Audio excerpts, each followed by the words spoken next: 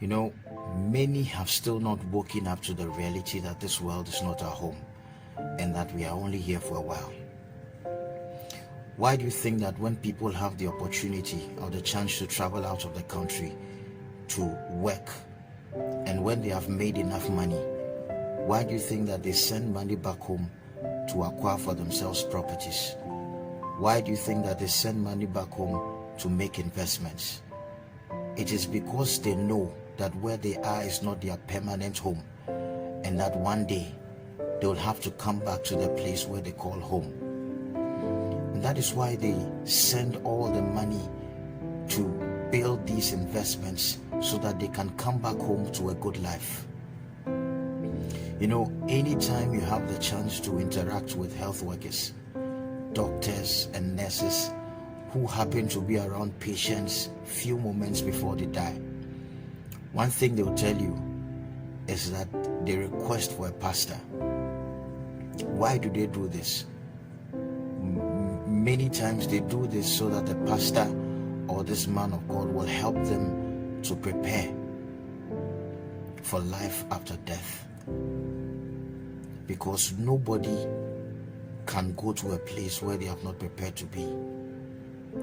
There's only one place out of two places that we can be when we die, and it's either heaven or hell. Jesus said that unless a man is born again, he cannot enter. To enter heaven, you must prepare. Why do you think that parents give their children the best of education? Why do you think that they spend so much money to pay school fees?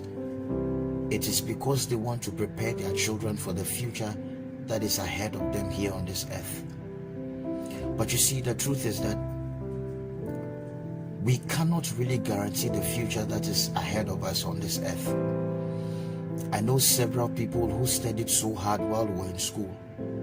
Not all of them can boast of the future that they wished for.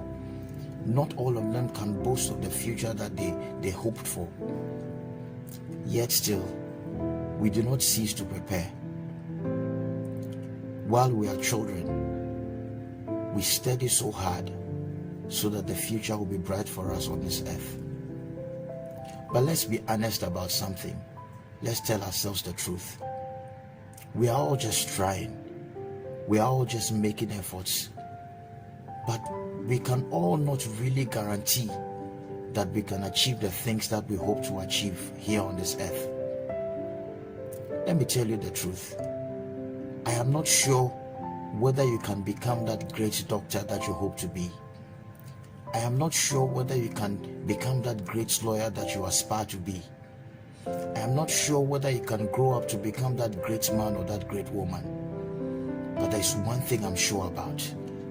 I am sure that one day there's one thing that all of us will experience, and that is death. Is it not unfortunate that we work so hard to prepare for the things that we are not sure about, but do little or nothing to prepare for the one thing that we are sure about, which is that one day we'll die? There's a verse in the Bible that I love so much, and it's in Proverbs chapter 22 verse 3. The New Living Translation says that a prudent man foresees danger and takes precautions. It is the simpleton that goes on blindly and suffers the consequences. How does a student who is very much aware that he or she has examination next week, how does that student fail to prepare for the exam? It is only an unwise student who knows that I have exams next week, but still does nothing to prepare for that exams and goes on blindly to fail. My dear brother, my dear sister, one thing that I can guarantee you is that one day you'll die. Do not go on blindly and suffer the consequences. Be the wise man who foresees that there is danger ahead and take precautions. Take the precaution of giving your life to Jesus. Take the precaution of getting salvation. Repent turn around and surrender your life to Jesus.